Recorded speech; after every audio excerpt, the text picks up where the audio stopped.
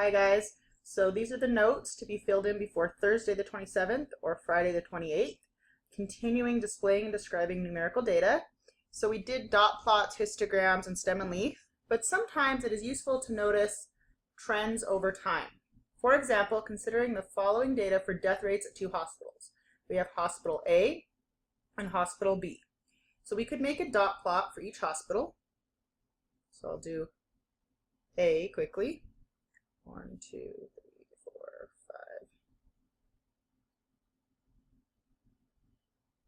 5. Okay, and notice that my smallest amount is 3 deaths for the month. So 3, 4, 5, 6, 7, 8. Highest amount is 7.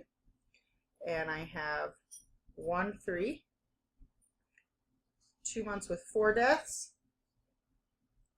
2, 3, 4 months with 5 deaths, 2, and 1. So that's for hospital A. And if you look closely, this is actually not only for A, it's also for B. So although this 7 was right here and this one is 4, when they all break down, they're the same. So which hospital seems better? They look the same.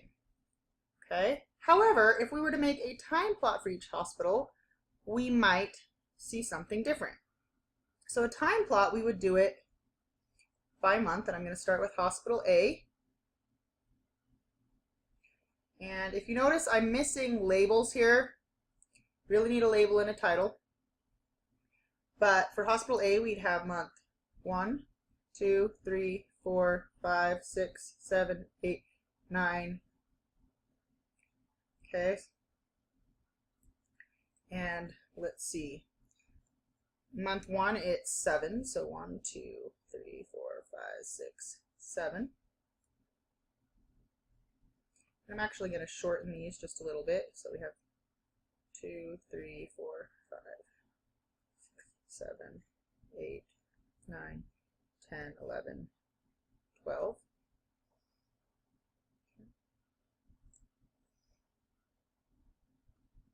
Excuse me. And again, I should label everything, I just am not for time's sake. For month 2, on hospital 2 we had 6. For month 3 we had 5. For month 4 we also had 5. For month 5 we have 6. For month 7, oops, I lied. For month 5, yes, we have 6. For 6 we have 5.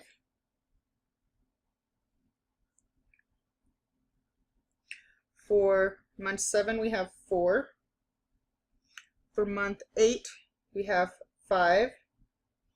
For month 9 we have 4.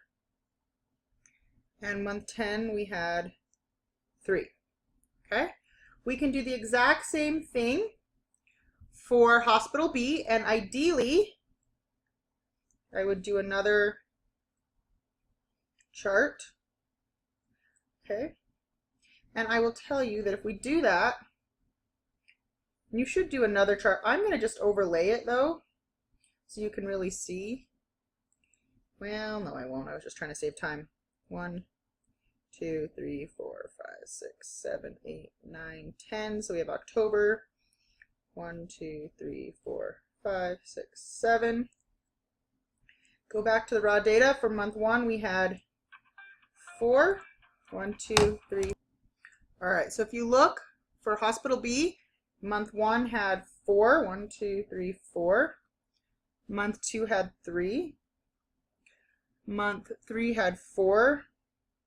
Month 4 had 5. So we're at month 4. And 1, 2, 3, 4, 5. Month 6 had 6. Or sorry, excuse me, month 5 had 5. Month 6 had 6. 1, 2, 3, 4, 5, 6. Month 7 had 5.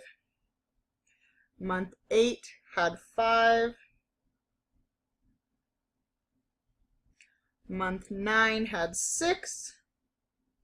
And month 10 had 7. Again, if you were doing this, you should be more accurate with labels. Looking at it now, which hospital seems better? I hope you would say hospital A, because they have a downward trend. As the year went on, they lost less people. Hopefully they didn't, quote unquote, kill less people. Okay, in hospital B, it seemed as the year went on, more people died in, say, October than in January. It went up. Okay, so what does the time plot tell you that the dot plots did not? There was a change in death rate. So this is the right one. Over time.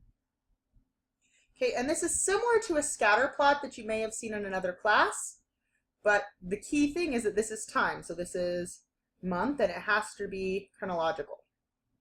Okay. All right, note, time plots are not appropriate for sudden data, such as graphing the heights of this class. However, a time plot would be nice for graphing the heights, the change in height for one student over time. All right. In the last lesson, we learned that to describe a distribution, you should address shape, center, spread, and unusual values. And you really just heard about that. We haven't practiced it yet. We also learned how to describe shape, but not much about center and spread. In this lesson, we will learn numerical ways to describe center and spread. So first off, the median of a data set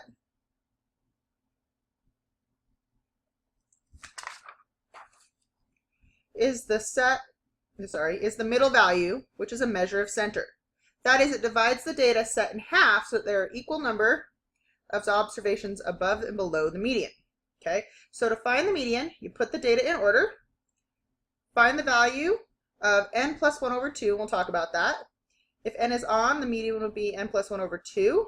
If it is even, it'll be between two observations. So let me just show you, and then you can look at it. So if we put this in order, we would have 1, 5, 9, and you literally would just put it in order, or you could put it in your calculator and you let it do it. 13, 14, 17, 23. If we counted up how many numbers, we have 1, 2, 3, 4, 5, 6, 7. So n, which is the number of pieces in our set, okay, is 7, so that's odd. If n is odd, the median will be n plus 1 over 2. So if we did that, that would be 7 plus 1 over 2. Think n plus 1 over 2, which is 8 divided by 2, or 4. Well, we just, all that means is it's going to be the fourth number. Well, think about it. 1, 1, 2, 2, 3, 3. Yeah, the median is going to be the fourth number. That's all the median is. Okay. Some books, when they have you do the median, they then later they have you make this the median and they put a 13 on this side and a 13 on this side so it doesn't get left out. We aren't going to do that. We'll talk about that in a minute. Okay, again, now let's try one that is even. So 5, 12, 17, 19, 23, 39. 1, 2, 3, 4, 5, 6 data points. So if you wanted to use the formula, you could say, it would say if it's even, it's n plus 1 divided by 2, so that would be 6 plus 1 over 2, which is 7 divided by 2, or 3.5, and it says the median is halfway between the third and the fourth one. So the median would be right here. Well, what's halfway between 17 and 19? 18. So the median doesn't have to be a number of the data set. It could just be a boundary. And if you didn't know what was halfway between it, you could say 17 plus 19 and divide that by 2, and you would get 18. Okay? All right. So now we're going to talk about a resistant measure of spread.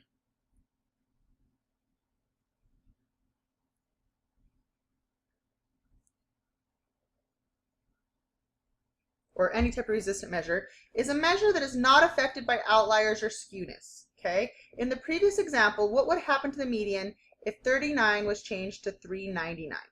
So if I just change this to 399, the median is still 18. It's not affected by the fact that this number is so big. So nothing would happen. Okay, if you added more numbers, something would happen.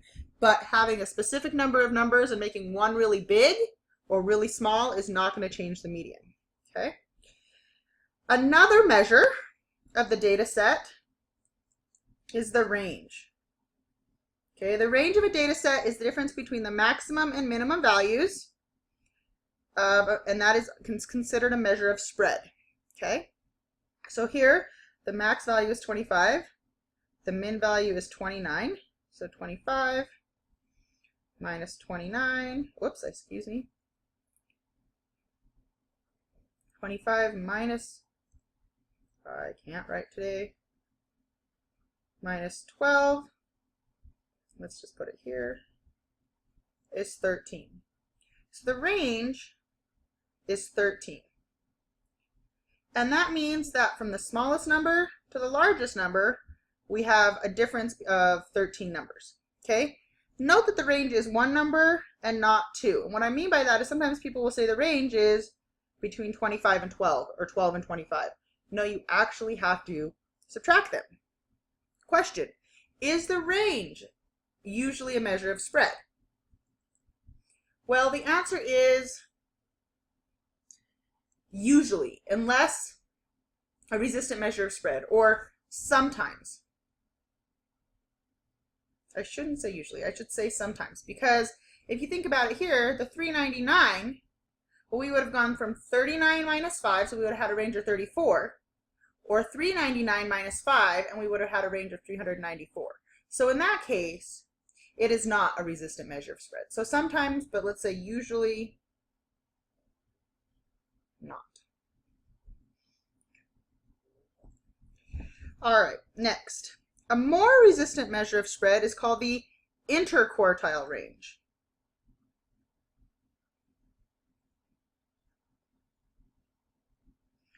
Forever now known as the IQR, okay, because mathematicians are lazy. The IQR measures the range of the middle half of the data, so the middle 50%, instead of the entire data set, which means the outlier should have no effect on the IQR. So adding this 399 wouldn't affect the IQR because it only cares about the middle data, okay, which is be somewhere in here. To find the middle half of the data, we must identify the quartiles. And they are just what they sound. They are the quarters. So we break it into the first 25%, the second 25%, the third, and the fourth. Okay?